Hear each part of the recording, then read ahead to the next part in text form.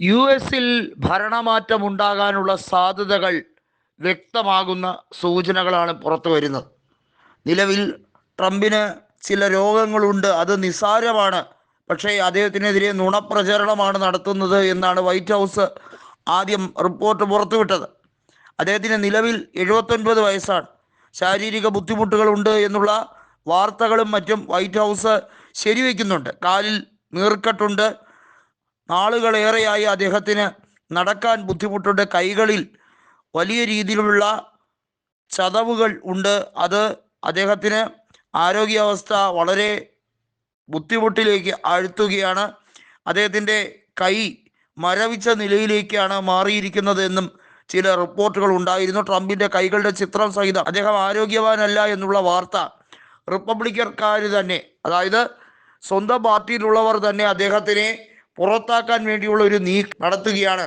നമുക്കറിയാം, ഇംപീച്ച്മെന്റ് നടപടി ഉൾപ്പെടെ ട്രംപിനെതിരെ നിരവധിയായ നടപടികൾ നേരിട്ടിട്ടുണ്ട്. ഒരുപക്ഷെ US ചരിത്രത്തിൽ ഏറ്റവും കൂടുതൽ ദുർഘടം പിടിച്ച പാതയിലൂടെ സഞ്ചരിച്ച വ്യക്തി എന്ന് ലേബൽ ചാർത്തിയെടുക്കാൻ, അതൊരു PR വർക്കായി ട്രംപ് കൊണ്ടു നടക്കാൻ ശ്രമിച്ചതാണ്. നമുക്കറിയാം, ട്രംപിൻ്റെ വിജയത്തിന് ശേഷം റിപ്പബ്ലിക്കൻ പാർട്ടിയിൽ പോലും വലിയ രീതിയിലുള്ള ചില കൊഴിഞ്ഞുപോക്കുകൾ ഉണ്ടായിട്ടുണ്ട്.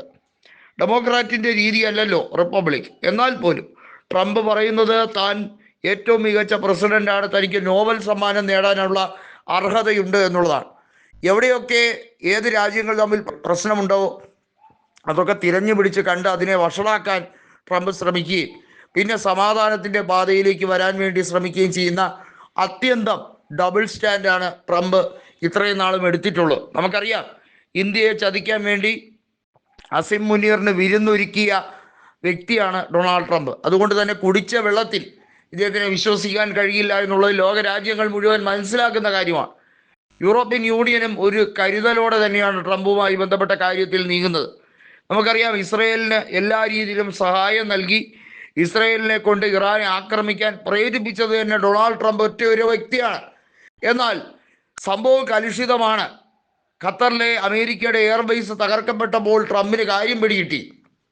ഡെമോക്രാറ്റുകൾ ഇതിനെതിരെ ശക്തമായി അമേരിക്കൻ പാർലമെന്റിൽ, പ്രത്യേകിച്ചും അമേരിക്കൻ പത്രങ്ങളിൽ, പ്രത്യേകിച്ചും ന്യൂയോർക്ക് ടൈംസിലും അതുപോലെ തന്നെ നിരവധിയായ മാധ്യമങ്ങളിലും ഏറ്റവും നിശിതമായ ഭാഷയിൽ ട്രംപിനെ വിമർശിച്ചുകൊണ്ട് രംഗത്ത് വന്നപ്പോൾ ട്രംപിന് നിൽക്കക്കള്ളിയില്ലാത്ത രീതിയായി. വെടിനിർത്തലുമായി ബന്ധപ്പെട്ട കാര്യത്തിൽ ട്രംപിന് പിന്നെ മറ്റു വഴികളില്ലാതായി. ഇറാനുമായി ഒരു പുതിയ ന്യൂക്ലിയർ ഡീലിലേക്ക് എത്തിപ്പെടാം എന്നുള്ള ട്രംപിൻ്റെ വിചാരവും പൊളിഞ്ഞടുങ്ങിയിരിക്കുകയാണ്. ട്രംപിനെ സംബന്ധിച്ചിടത്തോളം ലോകരാജ്യങ്ങളെ പലതിനെയും ഭീഷണിപ്പെടുത്താം. അങ്ങനെ മേക്ക് അമേരിക്ക ഗ്രേറ്റ് അഗെയിൻ എന്ന് പറയുന്ന ട്രംപിൻ്റെ സിദ്ധാന്തം അത് പൊളിഞ്ഞു. കാരണം ബ്രസീൽ പ്രസിഡന്റ് പറഞ്ഞതുപോലെ ഇത് 21ാം നൂറ്റാണ്ടാണ്, ഇവിടെ വിരട്ടലും വിലവേശലിൻ്റെ ആവശ്യമില്ല.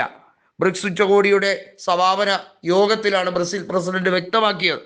അതുകൊണ്ട് തന്നെ ഡൊണാൾഡ് ട്രംപിൻ്റെ വിരട്ടലും ഭീഷണിപ്പെടുത്തലും ഒന്നും ഖമനേയി വകവയ്ക്കുന്നില്ല എന്ന് മനസ്സിലായതോടെ ട്രംപ് ആകെ നാറിയിരിക്കുകയാണ്.